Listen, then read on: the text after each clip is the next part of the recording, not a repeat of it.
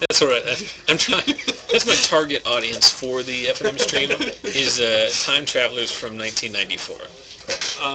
Yeah. And I don't know. I think I'm really crushing it with that demographic.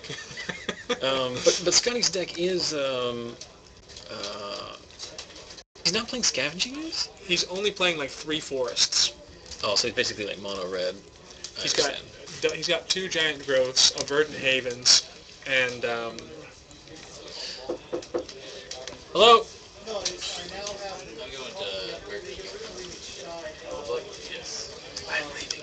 Enjoy your food, gentlemen. Yes. I also have the hunger starting to build. Time for a quick trip to Dwight's. Is it called Dwight's like West End or Dwight's East End or something? It's just Dwight's. Just Dwight's. There was one in Huntington, I believe, that had a cardinal direction modifier.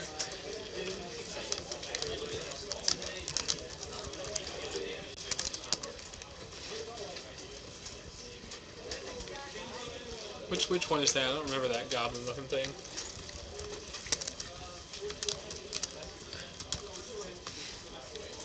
What is it?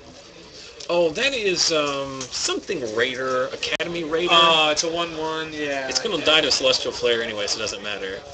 But basically, it's a 1/1 with Intimidate that loot when you connect. Yes. It's not very good, I don't think. It's fine in this enchantment sub-theme standard set where you can make it a reasonable card because it does have Intimidate. And looting is amazing. If you had a button I could push that says loot, I would just constantly be hitting it. But it's... Is it the red looting or the regular looting? I don't know. I think it's regular looting. Okay. Because it's so qualified that I would imagine they wouldn't force you to discard then draw. Yeah. And there is a Water Servant. Water Servant is basically like the Morphling of M14 standard. It can get in for a considerable amount of damage. It can also make it impossible to attack into it. It is very much a card you want to see in this archetype. Plus, it plays great with enchantments. I stand corrected. Pro Midnight in the chat saying it is a discard then draw. So it's red looting. It's red looting, which I think red looting up to I don't know, Innistrad block was still normal, but in the last set they've really gone to the discard first then draw. Well, they're consciously attempting to make the colors play differently, and one of the ways they do that is by really differentiating the stuff they can do. I mean, they've tried to increase the toughness of black creatures so they're less like red creatures. They've given looting to red, but made it different than blue looting so that it doesn't just feel like an expansion. Yeah, they're trying to change the color pie a little bit. I remember talking about how they feel like the new Chandra, the exile the top card, you can cast it this turn. That's something they're trying to add to the colorway. Was it you that told me that, or yes. is it from an interview? Yes, that was from Mark Rosewater's blog. Okay, if he's playing Brindlebore, he should be playing Scavenging Ooze. I agree with you, but he did not agree. He almost. I will chastise him. I think he has a Goblin Piker in there. He has a Goblin Shortcutter, which can't be. Scavenging Ooze cannot be worse than any bear. Well, I mean, and if you're playing bears, you should play the best bear. I kind of agree with you. I mean, I told him he should put it in, but he did not. He was not convinced. Well, Scotty is what we would like to call constructed specialist. Yes, a frequent top 8 He's very good. He darn near won a TCG Player 5K event. He should have top 4'd it, but punted in the quarterfinal. Speaking of constructed, isn't there some Lost Legion Customer Appreciation Day that you should be pimping right now? Well, we'll pimp it in between rounds, but you're exactly right, too. For our viewers who are within a reasonable drive, in 2 weekends' time on August 3rd, we will be having a Customer Appreciation Day for our Magic players, featuring the main event of which is a free standard tournament, and the winner gets a box of Modern Masters. And extra prize support depending on the number of people who show up. I think so. And there's going to be side drafts, there's going to be all kinds of other stuff. That should be a ton of fun. I've spread the word a lot. You can go to our Facebook page for more information on that. Meanwhile, in this game, Scotty has suited up his Brindlebore with Shiv's Embrace, or what is it? He has Lightning Talons and Shiv's Embrace. It's Lightning Talons on this one, I think. Facing down a Water Servant and 2 Scroll Thieves. Now, to be fair, I ask as we see at Pitchburn Devils. I love that card. It's a very high mana cost, but the lightning bolt when it Yeah, leaves yeah. is so strong. I mean, It was also very good in Innistrad block because you could use Scourge Cultist or whatever to throw it at something. You And get morbid triggers with it. yes, it was amazing. I think ending with lightning bolts is, relatively one of your... You're preaching to the choir, my friend. Yeah. I did, as I always do, my de facto question to anyone who's just drafted is, did you draft the winner? And when I asked that to Michael Taylor, he said, oh no. Basically, it's just, he kind of got cut off by Dave. He was sitting immediately to Dave's right and got kind of cut off in the second pack from Blue, and ended up with enough playables. But, I mean, you see he's playing things like the 1/3 Vigilant Bird. That is not... No. I had to also play one in my sealed pool because I didn't have enough playables. I was not excited about it. So there's the Goblin Shortcutter that he's playing. So he's going to say that the something can't block. And we are going to Frost Breath pre-combat. Scotty skipping the entering combat phase. So Frost Breath's going to tap down the boar and the It's an devils. acceptable shortcut. Yeah, I guess. It's acceptable for you. And those will not untap during his next untap phase. And Michael's just going to serve in with the team here. Shortcutter likely has done its job. You can, in this race scenario, I think you chump out the Water Servant. Now Michael's going to draw 2 cards off of those Scroll Thieves, which is pretty brutal. So at this point, Scotty has to decide which does he value keeping Michael away from the most, the extra card or the 4, which could 4 damage, which could grow based on the pump ability of the Water Servant. The Water Servant is just so versatile. It's a great card. There's a good story in the chat you have to talk about later. But What is it? people opening French revised cards from and opening bags. Yeah, you'll appreciate it. I'm sure it piques your interest. Mm-hmm. But anyway, we can continue with the game because it's pretty good right now. Yeah, so we are going to chump here, and then we're going to Giant Growth.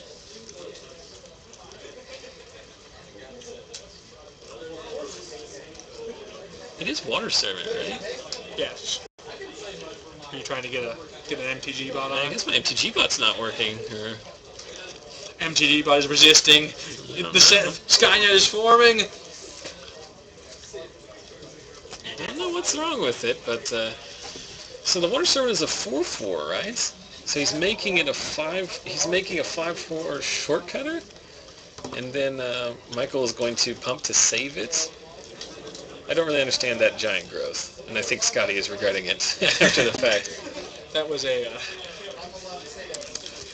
very great. But growth. Michael drawing 2 cards is pretty brutal, and we're going to see a. That's a good old Sarah Angel.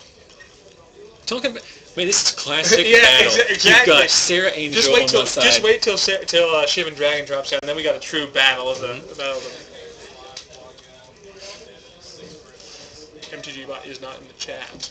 Oh no, something is wrong with MTG bot. So have to talk to my man Dan Bopes about it. Think about it. The 1994 time travelers would be flocking to this if you would just give them a proper label. Shivan Dragon was kind of a selling point, but now when he's squaring off against Sarah Angel. Exactly. This is the best Magic had to offer when I was 14 years old. Sarah Angel was broken at the time. Sarah Angel was the win condition of choice in control decks. Yeah. So just compare that now. 1984, Sarah Angel. 1984. 1994, you really were playing with time travel. 2013, Aetherling. So Volcanic Geyser is going to take out the Angel. And Scott, of course, not attacking with those 2 tap creatures as they were tapped down previously from Frost Breath. Frost Breath is amazing. Yeah. Another card that reprinted from M13. Just the tempo you get from it. Basically, effectively double fogging. A double falter. Not just in fact it's 2 creatures, but the fact that it's 2 turns worth of faltering. It's like Sleep. Sleep is also amazing. Sleep is really good. So Michael going to serve in. It doesn't look like we're pumping at all here. So it's going to knock... Oh, he's not pumping because of the chump block. I'm just an idiot. But again, Michael drawing 2 cards. That seems pretty good. After this game's over, I'll go outside and get an update from our other semifinal, which is, of course, Dave Snow, who we watched draft, versus the local legend Adam Vickers and his bubbling cauldron, festering newt, bog brew hag combo deck. I could see that being decent. The problem is that even when you assemble the combo, it doesn't do anything very good. It kills a creature. You know what also kills a creature? Doomblade. Just blocking it with the Fire Cat. Yeah, okay. It's not like the Empires in M12. The overwhelming, It's like if you have all three of these, you win. That's not like this. Or the with the shield, the sword, and the whatever of Helm of Cauldra. And that is overwhelmingly good. You'd have to. I mean, you have to be really lucky to get that one. But. Not only is Scotty up against it here, he's hellbent except for the card he just drew, in a fresh pack of House Stark sleeves. They are very nice. Are you a Game of Thrones guy? Have we talked about this before? Game of Thrones guy. Recently got caught up. So. I read the books like years ago. Well, as we all know, that's a sick rub-in on me because I can't read. So thanks a lot, Zach. It's a very faithful adaptation, and the show is awesome. But the books are also very good. There is a metal or like rock version of that of the intro song that's just awesome. I imagine there's more than one. Well, I imagine there's only one. There's a YouTube full of them. Also, the Reigns of Castamere should be played like under any and all circumstances. Love that song. All right, so Michael's going to serve in with the Pitchburn Devils here. And Michael's not going to block, and I imagine that's probably the correct play as... Yes, Archer Nick, I know the books in the show are different because the books are 1,000,000 pages long and they can't put that on television, but they are faithful generally to the outside of Game of Thrones context, we'll mention Michael is Scotty scooping him up because he's dead on board to the Sea Sky here. And we're going to disperse the Brindle Boar, killing the Shiv's Embrace. Scotty's dead on board at this point then. But it was an interesting point there when... Maybe he'll side in his Scavenging Ooze. Yeah, well, he should. I really don't understand why he's not playing that card. Like, you should... Like, it's even like a classic... It's like a hard mistake to make because usually you just default to it's a rare in my colors that I play it, right? But what's interesting is that... I just think it's an interesting point to talk about in that game. Scotty blocked in with the, attacked in with the Pitchburn Devils. Michael choosing not to block because Scotty just had one card in his hand. You never know what's going. Because there was potential there to get blown out. So, but Michael at 12 life felt comfortable just taking the damage. I'm going to step outside for a quick bio break. Feel free to interact with the chat. Oh, you know I love to interact with the chat. You do love that. Evil Beard Suits on USA is a fantastic television show. I say that as a aspiring legal professional. Not every law firm is as filled with drama and cool stuff as the Suits law firm, but it is an awesome show and you should watch it. Plus, Meghan Markle, aka Rachel, on the show is incredibly attractive. So that's always a selling point.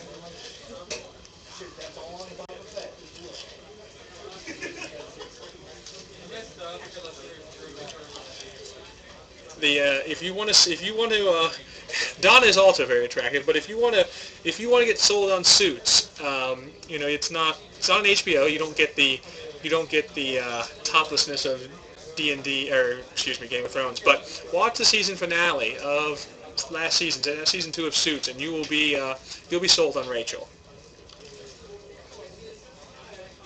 Yeah, Donna is the redhead. She is very attractive. Very attractive. There was a cool story that was happening earlier. Someone was opening packs from 2002. I want to talk about time traveling. I think they were revised packs, and got an opportunity to open the Badlands and got a big standing O, sort of oohs and ahs. That definitely playing the lottery right there, but lots of fun. French revised. Magnifique, monsieur.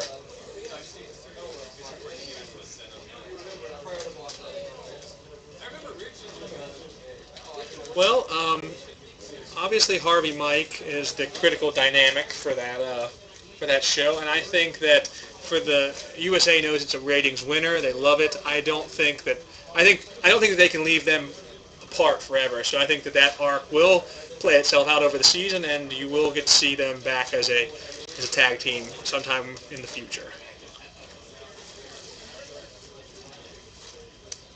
Worst French accent ever. I had 3 years of French in high school. it's just harsh. I'm just getting burned on by everyone. I'm getting burned on by Bearded Zach. I'm getting burned on by people in the chat. It's ice burns. I got embarrassed in tennis tonight. Just all not been good for me. Zach, I have breaking news. On one hand, I walked outside just in time to see Dave Snow take Game 1 against Vickers. I'm sure you were just pumped by that. I didn't really care. I was just curious. I was just see who was open or who was winning. More importantly, I reviewed Scotty Wright's sideboard and did not find a scavenging exhibit. So could he have brought that in? It's true. We're speaking French now? We parse, Je parle un peu de français, mais je ne parle pas très bien. J'ai étudié français. C'est 5 semesters. But that was a long time ago.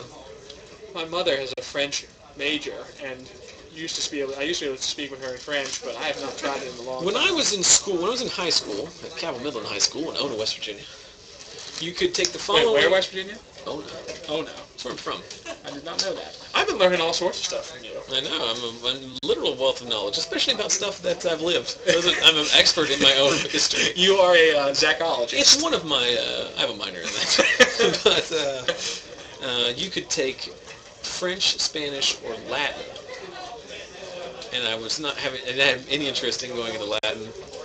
Because, Latin could actually help you and do... Well, not on the SAT or something. Come on, people. If I had planned to go to pre-law or pre-medicine, maybe, but knowing that I was going to be crunching numbers... Lawyers don't need any Latin. But that's at least an excuse you could give for why you took it. But then I was a little bit upset because right after I started taking foreign language, they started offering Japanese. Ooh.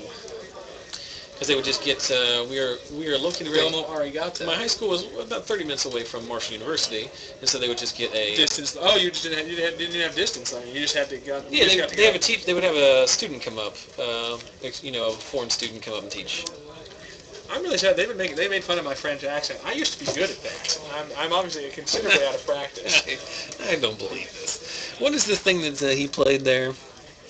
That's the one whenever it attacks something gets, it's the condor, whenever it attacks something else gets flying. Not really where you want to be at this point, I don't figure, as you have put a massive 3 power on the board. Do those shortcutters, are they like tunnelers or not? Do they have tap and make an unblockable ability? No, when they come into play, target creature can't block. Okay. So after the turn they come in, Scotty has gotten all the value out of the shortcutters that he's going to get. They are now just 2/1s. So they're pikers. They're pikers. Reverse squires. Trained condor from the...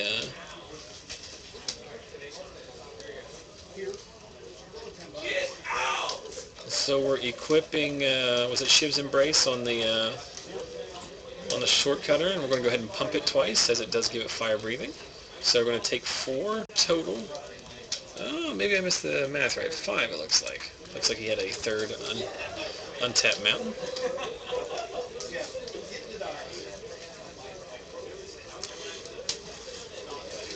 It's bad because the person here knows French. Knows how to speak French. I can read French, frou-frou, lol, even if my accent sucks. I used to be good enough at French that By the way, Get Out from the guy in the background, that was local stream legend Adam Vickers, so not just a guy. Was that Vickers? I thought it may have been Aaron Daly. It sounded like Vickers. Both of them compete for loudest voice to carry in the shop. Although they definitely don't beat my record of being in the front of the shop and comboing off and screaming your name plaintively. But I didn't even hear it. Meanwhile, Scotty goes ahead and empties his hand with a bunch of creatures he can't be excited to have played. 2 shortcutters already on board, a dragon hatchling, and another dragon thing at the top, isn't it? Well, his hand's in a way, we can't really tell. Is it the one that has to attack every turn? Is it the Juggernaut? Rotting Minotaur or whatever? A lot of low technology here.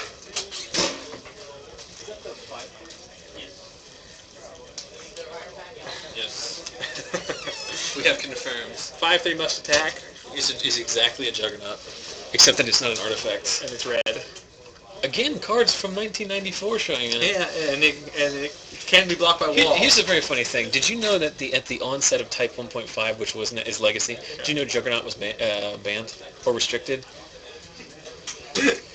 You're not. Because you could Dark Ritual into Juggernaut on turn 1, or whatever. It was too good. Wait, it's a 4 cost, right? Yeah, it was, but it came out too quickly because they did like a preemptive kind of banning where they were wanted to make sure things weren't too good. It's kind of like how they preemptively banned for Modern, Hypergenesis, and the artifact lands and such. Yeah, but it was just funny because we're talking about banning Hypergenesis versus banning Juggernaut. Listen, people used to play walls because that's what people think did. Turn 1 soul. There we go. See, someone knows what's going on here.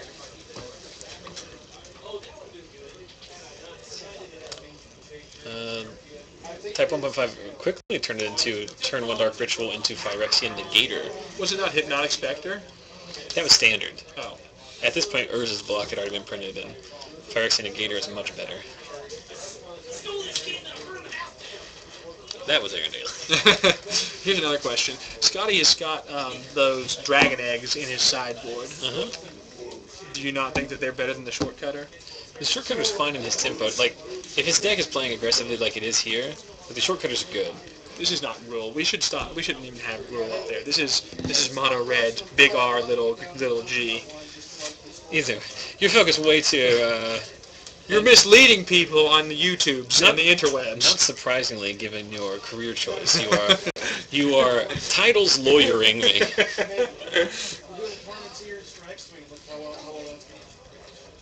So Scotty's serving in with the team, the 3/3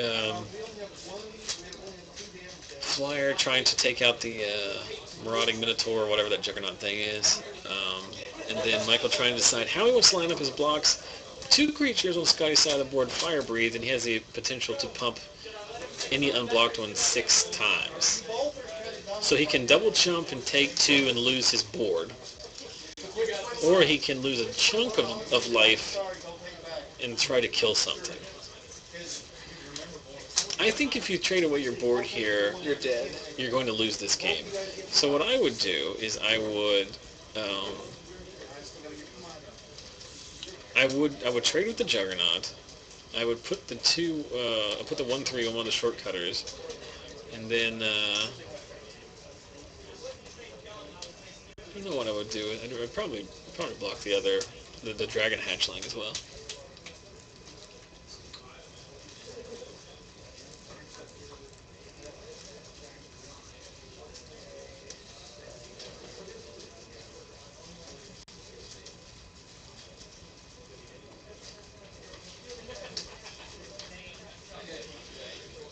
So this is a tricky one here. Michael trying to figure out exactly where he wants to be in terms of blocks. Do we know his real win condition is other than the Water Servant, or is that what that's a lot of it right there is the Water Servant.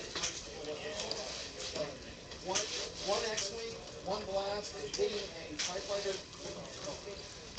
One X-Wing getting the blast and the TIE Fighter taken out. Well, their Friday nights is not only FNM, it's also Star Wars Miniatures. Star Wars Miniature League or whatever. I don't know what they call it, but there's organized Star Wars play as well. And it's pretty badass. I'm not someone who plays miniatures. It's just not a game that appeals to me personally. But if I were to play one, it seems like the X-Wing one is the one way to go, because people have not stopped singing its praises. So these are the blocks we're deciding with. We're going to try to trade with the Juggernaut.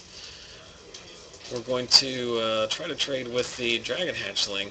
Stream some miniatures. I don't think that would work very well. But I don't understand. We could stream the miniatures and just talk. I can just do bits of my stand-up routine if we want to. Oh, you got a stand-up routine? No, I don't. Although my friend Ian, did you see do. my buddy Ian is out there? Ian Olte's here? I did not. He just snuck in. I didn't even know he was going to come. He has legit probably like an hour's worth of material. Is this the time where I make the obligatory Nick Nolte joke? I just assumed, but it's not as effective when you announce it. But. So Scotty follows up with a lava axe, leaving Michael with just a 1/1 vigilant or 1/3 vigilant bird, staring down this fire-breathing goblin shortcutter. It's build your own shit in Dragon. Scotty has Volcanic Geyser here. It's over. What's he doing? I guess trying to play around the gate, maybe. That would make sense. Well, I mean, Michael would have a side in the gate. The gate's not a card you start. Is there just cancel or something, right?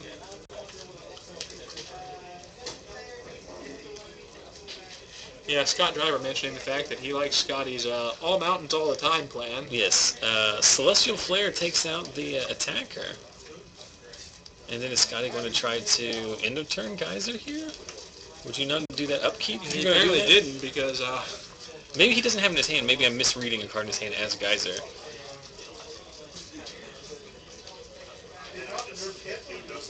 Scotty playing around something he doesn't need to.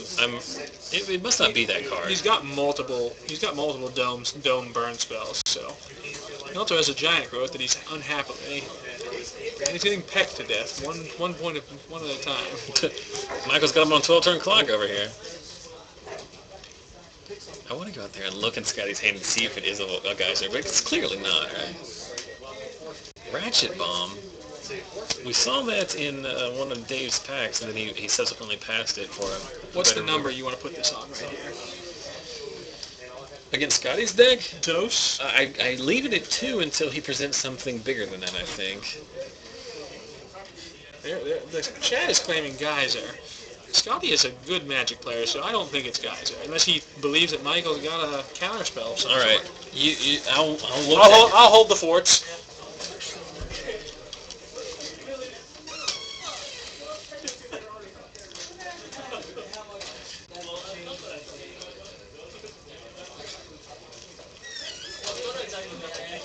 It's a Geyser. Okay, we have some comments in the chat saying that he's attempting to make Michael tap out and then do it in response, but Michael has 1,000 cards. It seems very unlikely. The only card he could cast here is Negate.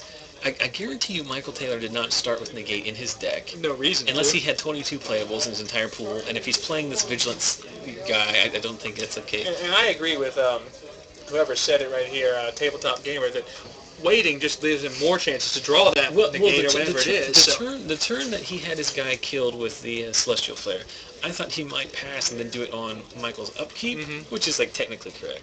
Oh, here it comes, and let's see if this wait was correct. Yeah. Oh. I mean, I'm not making light of Scotty's decision to try and play around it there, but I just think it's the kind of thing that you really don't need to be that cautious. Well, especially with Scotty's deck, he's got multiple burn spells, so draw out that, if it is in there, draw out that counter, and then you can Lava Axe There's next the turn. old saying that when you're playing Magic, the good players make him show you the cards. You know what I mean? You've got to, if he has it, he has it. If he doesn't, he doesn't. I want to remind everyone that if you are local to the East Coast, I guess, I don't know. We'll get into a little bit more details. Mid-Atlantic Valley region. If you're in the Ohio Valley Appalachian area, we would love to have you come down for our Star City Games Invitational Qualifier on Saturday, August 17th, here at the store in South Charleston, West Virginia. It's a $25 standard tournament that starts at noon on that Saturday, and the winner gets $250, but more importantly, well, I guess it depends on your priority set, but in addition, one invitation to any of the Star City Games Invitationals throughout the remainder of the year. There are pack prizes to the remainder of players, additional prizes based on attendance. Top 8 participants also get an SCG exclusive playmat, top 8 pin, and also earn Star City Games Open Series points if you want to try and qualify for the Invitational on your own. If you want more information on that, you can go to our Facebook page at facebook.com/ZachTellsMagic or LostLegionGames.com. And as always, if you can't make it in person, though we would love to have you down, you can watch everything live streaming at twitch.tv/ZachTellsMagic. We had one of these back in April and had 53 participants. It was one of the better tournaments that the store has ever had, and everyone said it runs smoothly. Well, JB's a fantastic. We had done some remodeling to make it more spacious.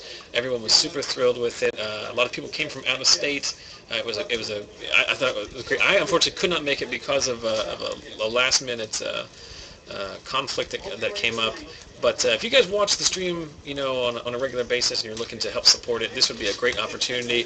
You can come from a place like Lexington, Roanoke, Blacksburg, Pittsburgh, Cincinnati, reasonable. Columbus. We're looking about 2 to 3.5 hours from all those places. It starts at noon, so you can leave the house in a reasonable hour, get here, come, play some Magic, hang out with the guys you see every week on the stream. It should be a lot of fun, so make sure you save the date. There is a Facebook event for that. If you go to our Facebook page and search for it, you will find it. If anybody has any questions, feel free to get in touch with me, and I will. I'm gonna attempt to play in that right before I have to go back to school. So that's my goal. Who is this Julia? I'm not following. So you're gonna stream that, or you're gonna try to jump into the old No, I'll be standard? streaming it. I will be streaming it. One day they'll bring back Lightning Bolt and Goblin Guide, and you'll just be tempted. I really don't. I really enjoyed doing the stream, though it varies between week to week and also time of the night. But I do enjoy doing this, and I think it's your analysis is crisp and poignant in round 1, and then I talk a lot about my dogs in round 4. The comedy gets a little bit better as the night goes on, but the Magic analysis probably does not. That being said, I do enjoy doing the stream, and I think it's also beneficial to the store and the local community as well. So I'm willing to sacrifice that because I just am not interested in Standard as much. Though for the August 3rd Customer Appreciation Free Standard Tournament for a box of Modern Masters, I'll be in that bad boy. Oh, okay. So I'm gonna. So what are you gonna sleeve up? Can you give us a preview here? I'm going to borrow whatever deck is available. 22 Mountains. I'm sure that's gonna be. No, I will not be playing Mono Red. I would like to play Jund if I can find a Jund deck to borrow. I have a Primal Surge deck you might be interested in. Worst comes to worst, I'll play it. I literally have nothing to lose. There's going to be a lot. I don't have a graphic for that, but we mentioned it earlier in the night, guys. If you've ever been to Lost Legion, you know that it's just one of the better places you could possibly game. Not just Magic, miniatures, buy your comics, Kaijudo, Yu-Gi-Oh scene. Role-playing, I mean, there's everything a is whole slew, Shadowrun, D&D. And it should not be, if your experience with the store here, it should not be surprising to you that they are offering on Saturday, August 3rd, starting at noon, a free tournament to all Magic players, standard format, and the winner gets a box of Modern Masters, and there might be other giveaways and prize support depending upon how many people show up and things like that. It's basically just a thank you to everyone for making the last year so great. If you want more information on that, you can head over to our Facebook page. There is a Facebook event for that, and I've shared the information. It's also a good excuse if you've ever been looking to come, as we see Scotty multi 5 on the draw.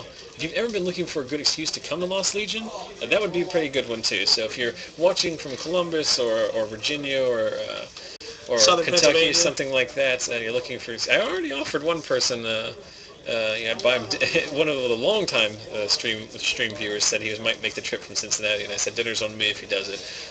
Can't make that promise to everyone. At some point, I'll have to get another job to afford it, but definitely an opportunity to come down here and possibly walk away with a box full of modern staples. And guaranteed Tarmogoyf, right? That's what the store is promising? Sure, absolutely. As I said to you on Facebook, this is really an example of putting the F in the friendly local game store. Yeah.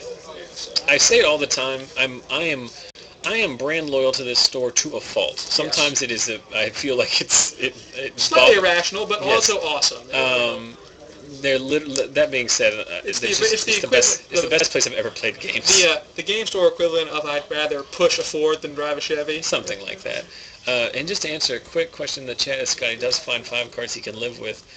Zach, favorite M14 card. My favorite M14 card is Scavenging Ooze. That's probably not the answer you want. My other things are Rise of the Dark Realms, which is a great commander card.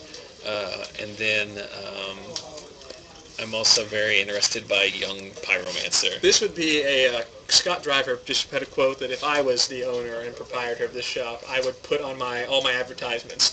95% douchebag free Scott Driver. One out of one Scott Drivers say it's 95% douchebag free. That would. No, he makes a good point. I don't want to get caught up on too much about promoting the store, but we're very fortunate. We do not have that guy here. Every store has that guy. We don't. They just go and start their own store, right? Well, I'm not going to get into that, but actually, that's not even true. It's not. I wouldn't even refer to the person you're referencing as that guy. Well, I mean, you That said, guy- you said you weren't going to get into it, but now we're getting into it. Well, but to be fair, like I don't really think that guy is that guy. That guy plays at the shops, but we're lost in the ether now.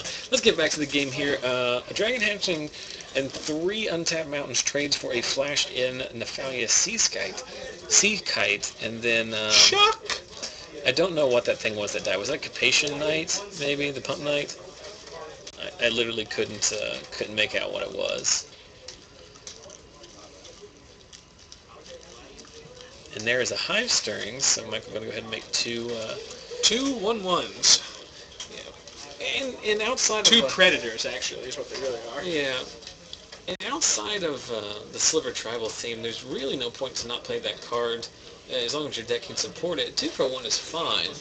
You know, if you remember back in Stars Block, what was the one that put 2 Mirror into play? Master's Call? Yes. I mean, any 2 for 1 is perfectly fine in a format like this, and if you have something like, creature enchantments or something like that that can take advantage of the extra bodies. Shimmering Grotto. Why is he playing Shimmering Grotto? Has he got a splash of some sort? It's very possible. Shimmering Grotto in a 2-color deck's actually not that bad either, as it's very unlikely to hose you, but it may help you. Lava Axe just to, we've reached the Lava Axe to your dome portion of the game. He is running 2 or 3 of them, so that's not a terrible move. People hate on Lava Axe, but then you play 2 of them, and it's... The terrible move might be putting 2 or 3 Lava Axe in your deck. Well, okay. Especially when you're sideboarding against Scavenging Ooze, but that's another question for another day. I will have to ask this young man about the Scavenging Ooze and whether or not it exists or not. Oh man, you mean grown adult who's living in the real world now. Scotty Wright just finished his second full week of gainful employment as an adult. That is true. I mean, you're just watching these players grow up right before your eyes. You remember, it was just a couple months ago where he was probably killing someone with American Flash, just like a little Scotty Wright. You know? He's all grown up now. He's playing bad Gruul draft decks and working for an energy company. Needled.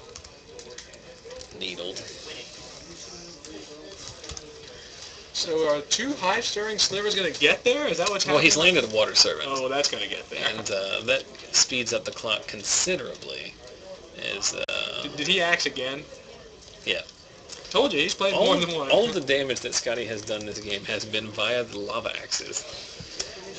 And Michael choosing not to pump here because he's going to add to the board with a Sarah Angel, and it doesn't change the clock at all because Scotty is still dead this turn due to the 6 creature. Yeah, whatever. Oh, Michael was playing the negate. How funny is that? But Scotty, no green mana to be speak of. Last game he had a Giant Growth Stranded in his hand. This game we see another 2 Giant Growth Stranded in his hand again. So